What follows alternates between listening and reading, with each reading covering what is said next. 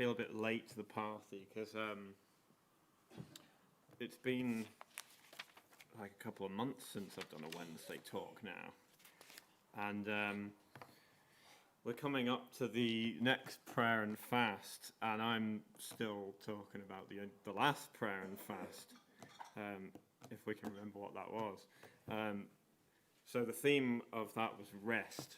So I just wanted to bring a couple of thoughts on the idea of rest, and by extension, work and rest, really. It seems to me an example of two sort of opposite things, which a lot of people, particularly in the world, probably struggle to sort of get in balance. And it often seems to be the case where a lot of people go to one extreme or the other, and either way you go, there's a lot of problems with both. Because when we think about the concept of work, I suppose, it's one of those where it's sort of hard to truly explain what work is. Because in a biblical sense, like obviously there's your ministry.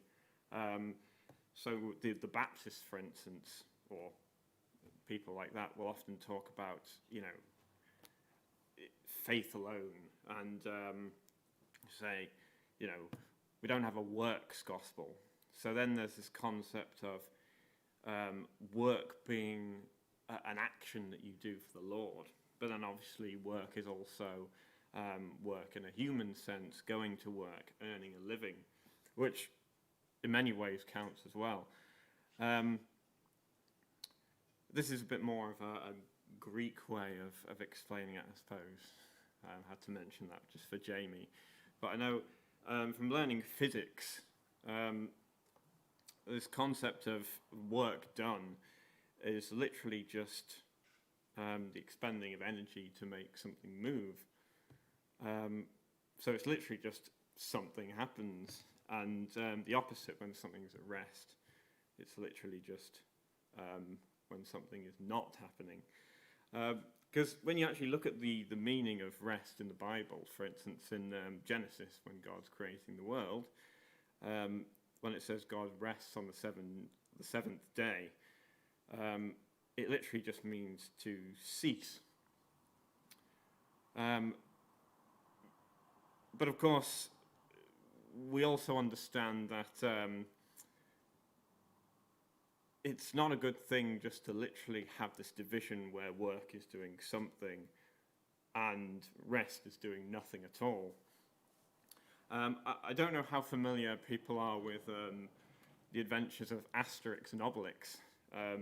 This was a cartoon I used to read and watch when I was younger. It doesn't feel like it's so well known nowadays, but for those who don't know, it's a French cartoon about, it's set during the Roman times, and there's this village that's holding out against the Roman invasion. And they have this druid in their town which makes them a magic potion, so they all have this super strength, and then they can fight off the Romans. And it's all a bit silly, it's all a bit cartoony. But there's one where they go to Britain, and obviously because it's written by the French, they like to make a load of jokes about the English, like our funny voices, and they often make jokes about our food, saying how we drink warm beer and have everything with mint sauce. But at the beginning of that story, it shows not very historically accurate, of course. Julius Caesar lands his troops on Britain in Dover, and there's this battle between the Britons and the Romans, and suddenly the Brits decide to stop fighting, and they're like, no, it's 5 o'clock now, it's time for us to go and have some tea. So they leave the battlefield and they sit drinking tea. And the Romans are very confused by this, but then they go off back to their camps. And then the same thing happens on Friday night.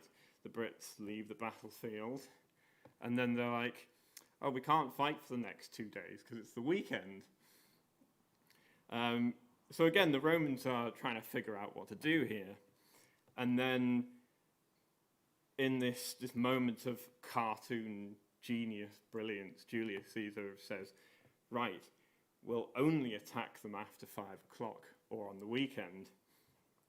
And basically the next panel is Britain is conquered. So it's one of those, it's a silly cartoon, but it's a very poignant message about, in a sense, the danger of, in a sense, resting too much, or maybe resting in the wrong way. It strikes me, especially in the world, that you see a lot of people, they spend all their time working, but then they don't like their job, and then all they really do is kind of, maybe they'll go to the pub, they'll complain about their job, and then when they do go home, or when they get a holiday, they don't do a lot with that holiday, and then they want to go back to work because they're bored, and then when they go back to work, they're bored of working. So it's just this constant cycle of drudgery and lack of satisfaction with where their life's going, I suppose. We'll turn to Matthew. We'll stay here for quite a bit, actually. Matthew chapter 12. Well, this is something which should be quite well known to us. So starting from verse 1, it says, "At that time Jesus went on the Sabbath day through the corn, and his disciples were hungered and began to pluck the ears of corn to eat. When the Pharisees saw it, they said to them, 'Behold, thy disciples do that which is not lawful to do on the Sabbath day.' And he said to them, 'Have you not read what David did when he was hungered, and they were with him, how he entered into the house of God, and he did eat the showbread, which was not lawful for him to eat, neither for them which were with him, but only for the priests? Or have we not read in the law how that on the Sabbath days the priests in the temple profane the Sabbath and are blameless? But I say unto you that in this place is one greater than the temple. But if ye had known what this meaneth, I will have mercy and not sacrifice, ye would not have condemned the guiltless, for the Son of Man is Lord even of the Sabbath day.'" It struck me a lot that the Pharisees here are very rigid in their thinking, and they want to follow the law to the letter, which again is quite understandable. Like if God gives you a law, you just think, well, I just have to follow it. But there's almost a point here where they're almost lacking their initiative in a sense and going too far to one extreme. Like the Sabbath is literally a period of inaction, and we have to do absolutely nothing at all, stay at home. And even more so when you go on to verse 9, it says, "And when he was departed thence, he went into the synagogue, and behold, there was a man with his hand withered. And they asked him, saying, 'Is it lawful to heal on the Sabbath days?' That they might accuse him. And he said to them, 'What man shall there be among you that shall have one sheep, and if he fall into a pit on the Sabbath day, will not lay hold of it and lift it out? How much then is a man better than a sheep? Wherefore is it lawful to do well on the Sabbath days?' Then said he to the man, 'Stretch forth thine hand.' And he stretched it forth, and he was restored whole, like as the other. And the Pharisees went out and held a council against him on how they might destroy him." So again, it's this idea of basically, the Sabbath is our day of rest, but there is a call to do what is right above just literally, doing nothing. It strikes me what Dennis was saying about on the days of work you do what you have to almost, and on the day of rest you do what you want to. But I think here it's almost a call to have the right priorities. Because I said when you work, when you have a job, it's about serving men, and we all have to earn a living. But then this is an example of you serve God every day, and you serve people, and that goes above just serving men and earn a living for yourself. Because even when we look at, for instance, Paul, it's easy to think that someone like him spends his life just, going off on ministries. And I noticed reading Acts, there's a lot of times where it just says that he goes to a city and he just sits in the synagogue and talks to people. And that might seem like quite an easy job. But then, of course, there's the example in when he talks about how he stays with Priscilla and Aquila, and he stays with them because they have the same profession as he, tent makers. So even Paul, he had to work, but he worked his ministry around his work anyway. So again, it's this balance of we work, but also we rest and we serve the Lord in that. I know there was this saying that people used to say that idle hands are the devil's playground. I don't know if you've heard that. And I've heard people say as well that that's something that people used to say, but nowadays it's kind of flipped around. So the worry is that in the modern world, people are too busy and they're too obsessed with their work and their jobs. So again, it's kind of this idea of getting a balance. And when you're doing work which is it's just continued sort of drudgery, it sort of takes away from what work might have been in the past, which is more sort of active and more about camaraderie and achievement with people. It becomes more almost negativity and constant anger towards people in charge and things. And it's just a bad attitude. It's nice to have a purpose around what you do, I suppose. If we'll just turn over to Luke chapter 10.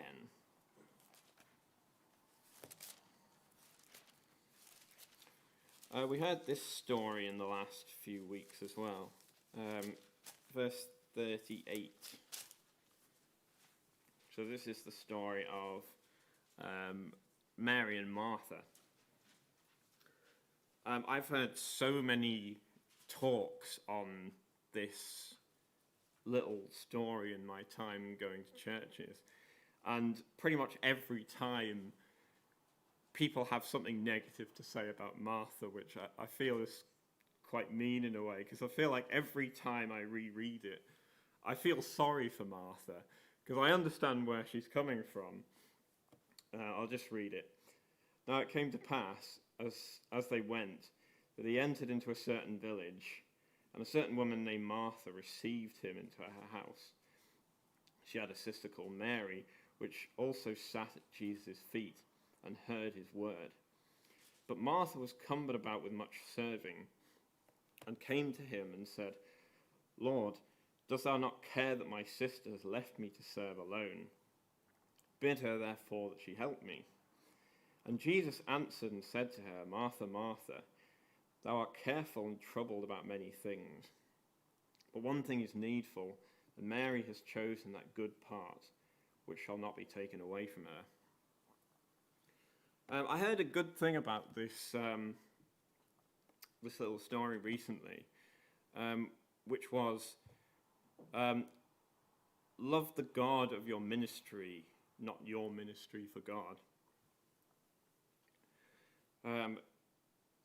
Because what struck me particularly here was that Martha is serving, and she is serving in the way that she thinks is right. I'm piling on the blame to Martha as well now. But it feels like Jesus is telling her that she's doing too much, or that she's almost inventing her own service. Because at the end of the day, Jesus just wants to hang out with them, and it's like this kind of situation where, I mean, we've probably all been there, where we want to make our house nice for people, and at the end of the day, they just want to sit with us and just be casual. And it was like that when I first had Kat round at my parents', and they have all like the guest dinner sets and everything, and it's like, got to make yourselves look a bit more posh for the guests. But I'm just thinking, this is my girlfriend. I want her to be part of the family, not feel like someone who's has to be really important and all. Well, obviously she is really important. That sounds bad saying that. I'm in the naughty corner tonight. But it comes back to this idea of rest, I suppose, because Mary was she was spending time with the Lord in order for her work and her ministry for the Lord to be more important. So it's this concept of using your rest properly and needfully. If we turn back to Matthew, to the Sermon on the Mount, Matthew 7. So in verse 21, it says, "Not everyone that says unto me, Lord, Lord, shall enter into the kingdom of heaven, but he that does the will of my Father which is in heaven. Many will say to me in that day, Lord, Lord, have we not prophesied in thy name, and in thy name cast out devils, and in thy name done many wonderful works? And then will I profess unto them, I never knew you. Depart from me, ye that work iniquity." I think that this is another one where I've read it a few times and something else has jumped out at me. Because what particularly struck me when I read it this time was at the end of verse 22, when it says, "And in thy name have we done many wonderful works." So straight away, it's like this situation where these people are telling God how great what they have done is. And then God replies to them, "You've worked iniquity," which is obviously completely the opposite. So the danger here is to have a high opinion of your own work rather than to actually understand what the Lord actually wants from our work. Because looking a couple of chapters before, in Matthew 5, verse 13, it says, "Ye are the salt of the earth, but if the salt has lost its savour, wherewith shall it be salted? It is therefore good for nothing but to be cast out, and to be trodden under foot of men. Ye are the light of the world. A city that is set on a hill cannot be hid. Neither do men light a candle and put it under a bushel, but on a candlestick, and it gives light unto all the house. Let your light so shine before men, that ye may see your good works." It's like that they may see your good works, "and glorify your Father which is in heaven." And when I was hearing Jamie's testimony, there seemed like such a good example of this. Sometimes the best way to explain things is by testimonies, isn't it? So his example of his cousin, being baptized, born again, and then suddenly their life is turned round, and as he perfectly well said, everyone could see the goodness of God through the evidence of how their life changed. I think that really explains that whole bit very well. but again, because there are other examples where in the Sermon on the Mount where he talks about, for instance, when you give alms, don't give as the Pharisees do, don't make it obvious what you're doing.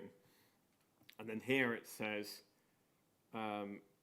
let your works be shown and glorify the Lord through your works, which slightly seems like a contradiction, but it struck me here that it's, or at least when I was reading it, it seemed to suggest that it's almost don't intentionally show, just naturally show almost. One tip they give with like writing stories, for instance, is to show people, not to tell them, because if you just tell the reader something, then they can read it, but they won't necessarily believe it. But if you show something through an event, a series of events, then they can figure it out for themselves. And just like this, it's we live our lives, but because we have the Lord on our side, people can see the Lord in and through us.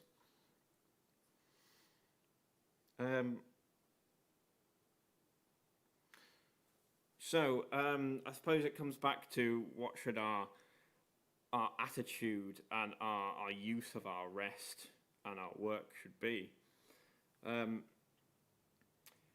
Because so Jesus calls us to him, and he says that we will have rest.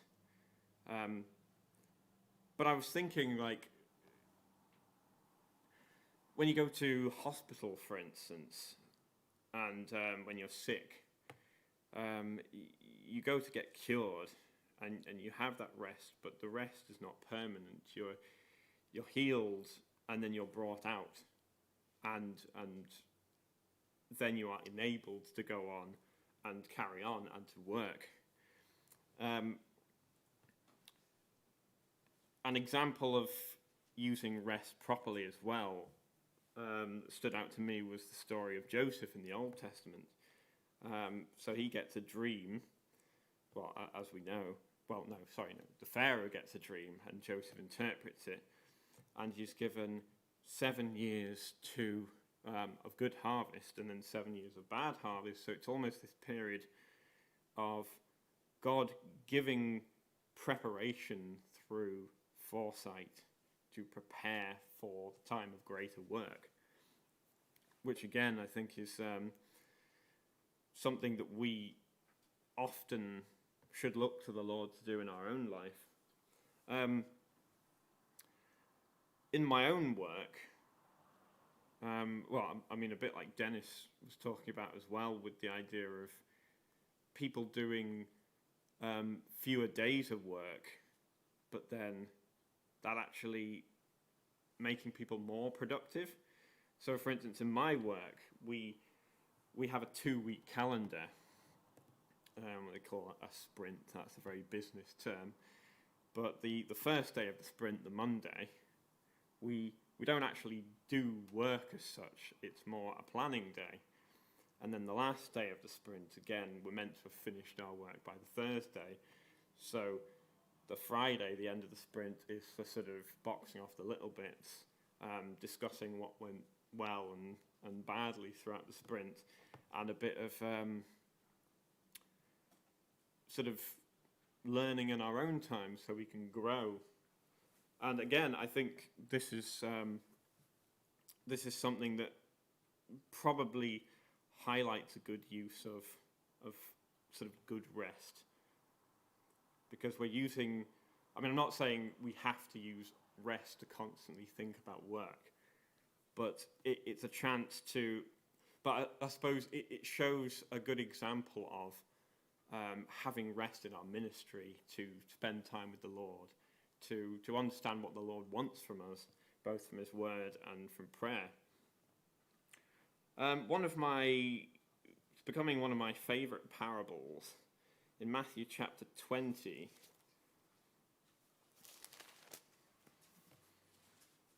from verse 1 to 16. I won't read all of it. But it's the story about how there is this guy who owns a vineyard, and he goes out and he calls different people to work throughout the day. And, right at the beginning of the day, he calls some people, and then there's a few different periods throughout the day, right up until, says the 9th hour, the 11th hour, and then he brings all these people back to work for him, and at the end of the day he pays them all the same. And at first glance this seems quite confusing and insulting, because we have this human idea that if you work a certain amount of time, that equals a certain amount of money, a certain amount of reward. But it really highlights the goodness of God's kingdom, because it's I suppose the attitude of God's kingdom as well, because it's not about how much we work in a sort of Catholic sense. It's not about how much work we do. It's about our attitude that we want to work. It also highlights the fact that the kingdom of God is like Jesus going out, and he's asking for people to take up his work.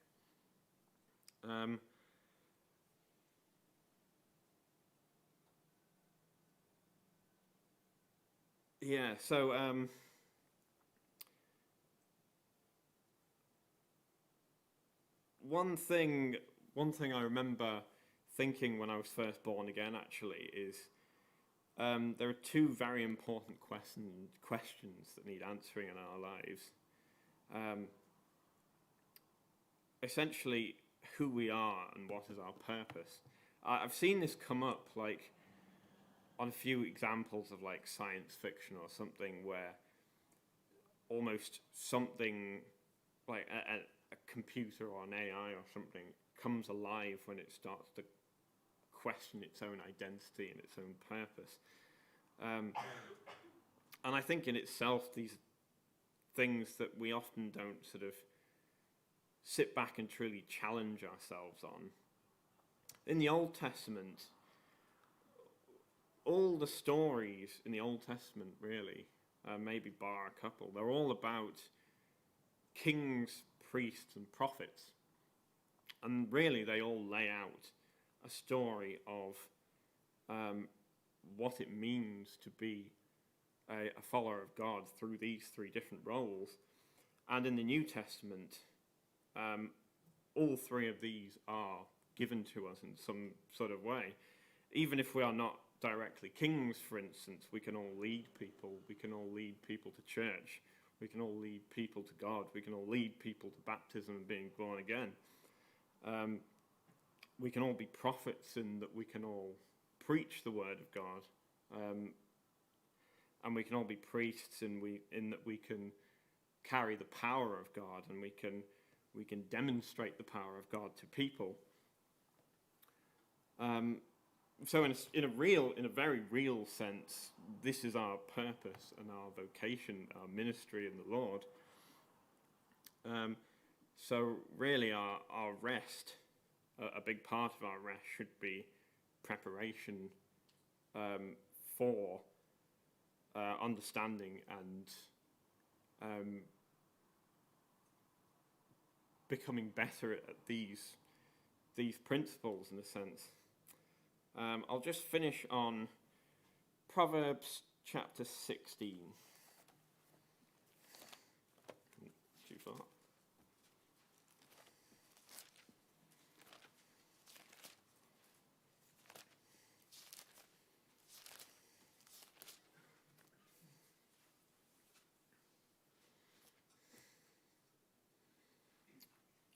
So verse 3, commit thy works unto the Lord, and thy thoughts shall be established. A simple, easy one to understand, but again, very poignant. Once we understand our work and we obey the Lord and we follow in his work, Because thoughts as well. So thoughts can also be translated to things like our purpose, our imaginations, our intentions. So it's really our most inner being. And like the philosopher, I think it was Descartes, said, "I think, therefore I am." So in a very real sense as well, like the time we get most time to think is our rest time as well. So it's almost the balance between our work. When we commit our work in the right direction, then we commit our thoughts, our intentions will follow on in the right direction as well.